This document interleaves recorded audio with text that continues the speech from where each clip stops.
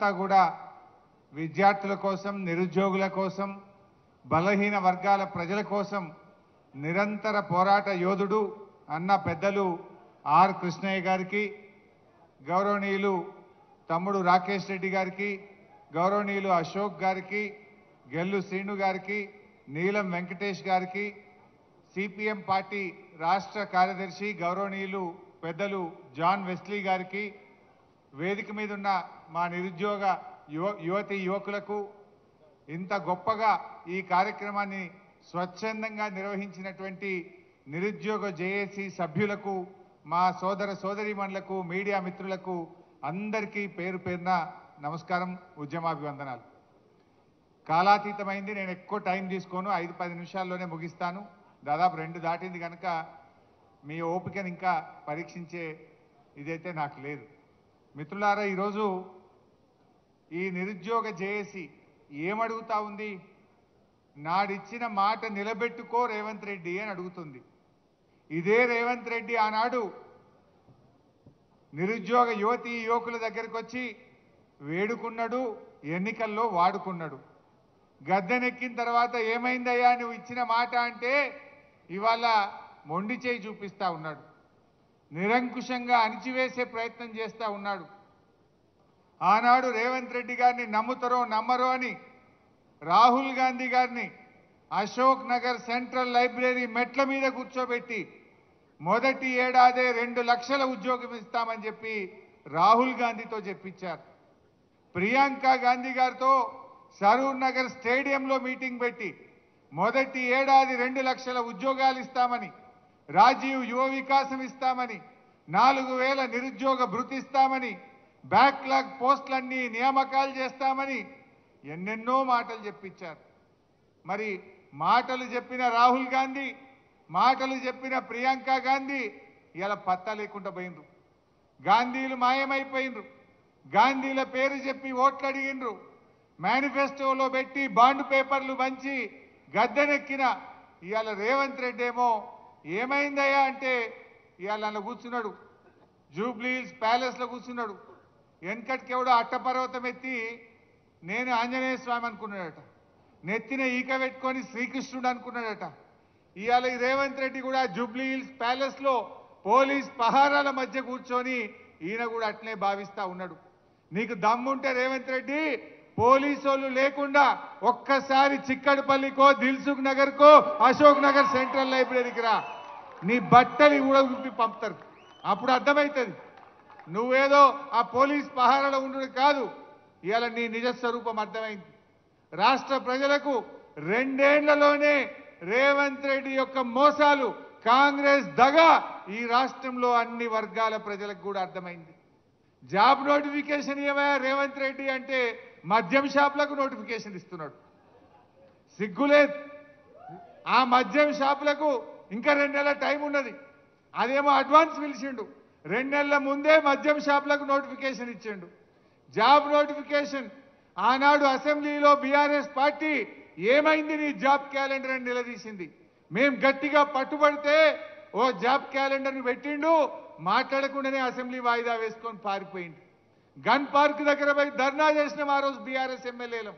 ఏంది ఈ job calendar, ఈ దగా క్యాలెండర్ ఏంది అని అడిగినాం. పోనీ అదన్నా నిలుపుకున్నారా? అందులో ఉద్యోగాల సంఖ్య లేదు, డేట్లు మాత్రం పెట్టిండ్రు. ఆ ఒక్క డేట్ అన్నా, ఒక్క నోటిఫికేషన్ అన్నా ఇచ్చినవా రేవంత్ రెడ్డి అని నేను అడుగుతా ఉన్నా. జాబ్ క్యాలెండర్లో చెప్పినట్టు ఒక్క నోటిఫికేషన్ కూడా కాంగ్రెస్ పార్టీ ఈ రోజు వరకు ఇవ్వలేదు. అంటే మనకు ఎన్నో మాటలు ఇచ్చారు. 2 లక్షల ఉద్యోగాలు బోగస్, 4000 నిరుద్యోగ భృతి బోగస్, మెగా డిఎస్సి బోగస్, అదేవిధంగా రాజీవ్ యువ వికాసం అన్నారు, అదో బోగస్. ఆ రాజీవ్ యువ వికాసం వికసించక ముందే వాడిపోయింది. అది ఏం చెప్పిండ్రు? జూన్ 2వ తారీఖు నాడు 5 లక్షల మంది నిరుద్యోగులకు మేము రాజీవ్ యువ వికాసం కింద సాయం చేయబోతున్నామన్నారు. జూన్ 2 పై 5 నెలలు ఒక్కనికన్నా ఇచ్చిండ్రా? మాటలు కూడా బోగస్, హామీలు బోగస్. ఇవాళ అన్ని వర్గాలను మోసం చేసిండ్రు. నేను మా తమ్ముళ్ళను కోరేది ఒక్కటే, ఇవాళ మీ చేతిలో ఒక అవకాశం ఉంది. రేవంత్ రెడ్డి కళ్ళు తెరిపించడానికి మీ చేతిలో ఒక అవకాశం ఉంది. ఈ జూబ్లీ హిల్స్ ఉప ఎన్నిక కొంతమంది చెల్లెళ్ళు ఏది ఎలక్షన్లో నామినేషన్ వేసినట్టు కూడా నేను పేపర్లో చదివాను. నేను మీతో కోరేది ఒక్కటే, జూబ్లీ హిల్స్ ఓడిపోతే రేవంత్ రెడ్డి ఏం గద్దె దిగాడు కదా, ఆయన ముఖ్యమంత్రి పదవి ఏం పోదు కదా, ఇంకా 3 ఏళ్ళు పక్కా ఉంటాడు ఆయన్నే రేవంత్ రెడ్డి, ఉండాలని కూడా మేము కోరుకుంటున్నాం. ఇక మళ్ళా కాంగ్రెస్ 20 ఏళ్ళ దాకా మొలవదిగా. అయితే నేను మీతో కోరేది ఒక్కటే, దయచేసి మీరు కాంగ్రెస్ను జూబ్లీ హిల్స్లో ఓడించాలని, ఆనాడు కాంగ్రెస్ను గెలిపించాలని బస్సు యాత్ర చేసిండ్రు. ఆనాడు కాంగ్రెస్ మిమ్మల్ని వేడుకున్నది, వాడుకున్నది. ఇవాళ గెలిచి గద్దెనెక్కి మీకు దగా చేసింది కాంగ్రెస్.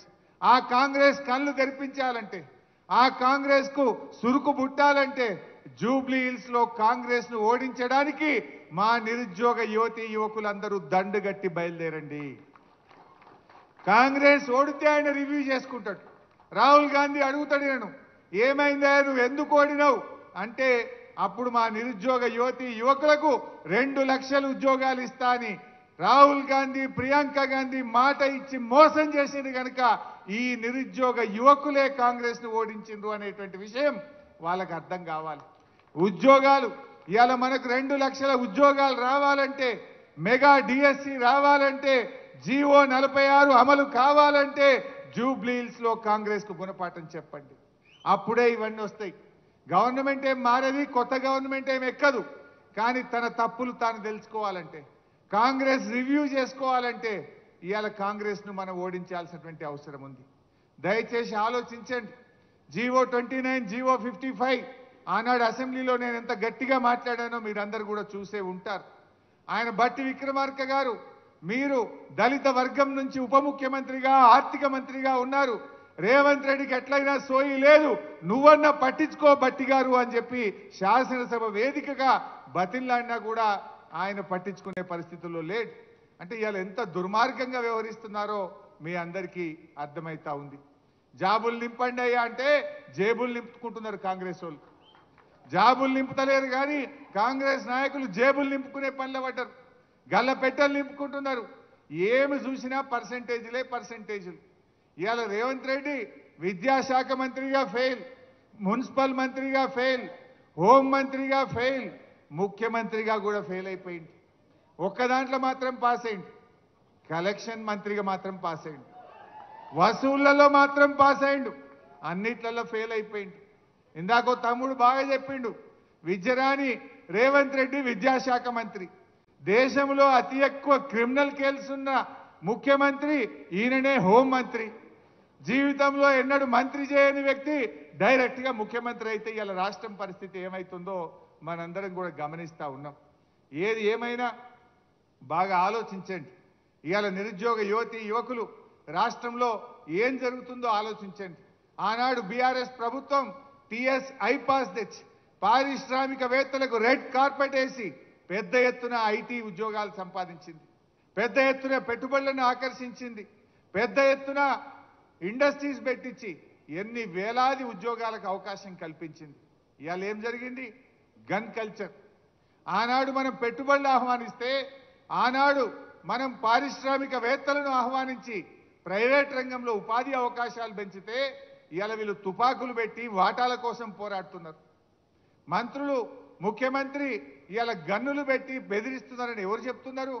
స్వయంగా కేబినెట్ మంత్రి గారి కుమార్తె చెప్పింది, రేవంత్ రెడ్డి తుపాకిచ్చి పంపిండు, బెదిరించి వసూళ్లు చేస్తున్నాము అని చెప్పి మనం చెప్తలేము, మంత్రి గారి కుమార్తె చెప్తుంది. ఇవాళ ఐఏఎస్ ఆఫీసర్లు మధ్యలోనే వాలంటీర్ రిటైర్మెంట్ తీసుకొని ఒక మంచి అధికారి ఇవాళ మధ్యలోనే వెళ్ళిపోతున్న పరిస్థితి వచ్చింది. రాష్ట్రం ఎటువైపు పోతుందో ఆలోచించండి. ముఖ్యంగా నిరుద్యోగ యువతి యువకులు, చదువుకున్నటువంటి వాళ్ళు, ఇవాళ రేపటి భవిష్యత్ తరం నాయకులు మీరందరూ కూడా జాగ్రత్తగా ఆలోచించాల్సిన అవసరం ఉంది. ఇవాళ బీఆర్ఎస్ పార్టీ ఆనాడు 1,64,000 ప్రభుత్వ ఉద్యోగాలు ఇచ్చింది. కాకపోతే మేము చెప్పుకోలేకపోవచ్చు, కాకపోతే మీరు ఆశించినంత స్థాయిలో చేయలేకపోవచ్చు. గ్రూప్ 1, గ్రూప్ 2 ఆ రోజు ఆలస్యమైంది. కారణం ఏంటంటే 2 ఏళ్ళు కరోనా. మేము 95% లోకల్ రిజర్వేషన్ రావాలి, ఎందుకంటే 40% ఇతర రాష్ట్రాల వాళ్ళు గ్రూప్ 1లో వస్తే మన పిల్లలకు అన్యాయం అవుతుందని చెప్పి 95% రిజర్వేషన్ కోసం కేసీఆర్ గారు కేంద్రం మీద ఒత్తిడి పెట్టి 2 సంవత్సరాలు కష్టపడి ఆ లోకల్ రిజర్వేషన్ మనం సాధించాం. ఇందాక మిత్రులు చెప్పారు రేవంత్ రెడ్డి ఉద్యోగాలు ఇచ్చినా అంటుండు. ఆయన ఇచ్చిన వాటిల్లో నోటిఫికేషన్ ఇచ్చింది బీఆర్ఎస్, పరీక్ష పెట్టింది బీఆర్ఎస్, ఫిజికల్ టెస్ట్ పెట్టింది బీఆర్ఎస్, ఫలితాలు ఇచ్చింది బీఆర్ఎస్, కాయిదాలు వంచింది రేవంత్ రెడ్డి. అది 60,000 ఇచ్చిన అంటాడు. ఎస్ఐ కానిస్టేబుల్ ఉద్యోగాలు బీఆర్ఎస్ ప్రభుత్వమే అన్ని పరీక్షలు నిర్వహించిన 15,400 ఉద్యోగాలు బీఆర్ఎస్ నోటిఫికేషన్ ఇచ్చింది. 9,000 గురుకుల ఉద్యోగాలు బీఆర్ఎస్ నోటిఫికేషన్ ఇచ్చింది. 8,000 గ్రూప్ 4 ఉద్యోగాలు బీఆర్ఎస్ నోటిఫికేషన్ ఇచ్చింది. అదేవిధంగా హెల్త్ డిపార్ట్మెంట్లో స్టాఫ్ నర్సులు, పారామెడికల్ సిబ్బంది 7,000 ఉద్యోగాలు బీఆర్ఎస్ ఇచ్చింది. జేఎల్ 1,300 బీఆర్ఎస్ ప్రభుత్వం ఇచ్చింది. 6,000 డిఎస్సి ఉద్యోగాలు బీఆర్ఎస్ ప్రభుత్వం ఇచ్చింది. ఇవన్నీ బీఆర్ఎస్ ప్రభుత్వమే నోటిఫికేషన్లు ఇస్తే వాటికి కాయిదాలు పంచి నేను ఉద్యోగాలు ఇచ్చిన అంటాడు. అచ్చంగా కాంగ్రెస్ నోటిఫికేషన్ ఇచ్చి కాంగ్రెసే ఉద్యోగాలు ఇచ్చింది. కేవలం డిఎస్సిలో 5,000 ఉద్యోగాలు మాత్రమే. దానికి 60,000 70,000 ఇచ్చినామని ఇవాళ అబద్ధాలు చెప్తూ గోబల్స్ ప్రచారం చేస్తూ ఉన్నారు. నిజాలు ఎప్పటికైనా నిజాలే ఉంటాయి.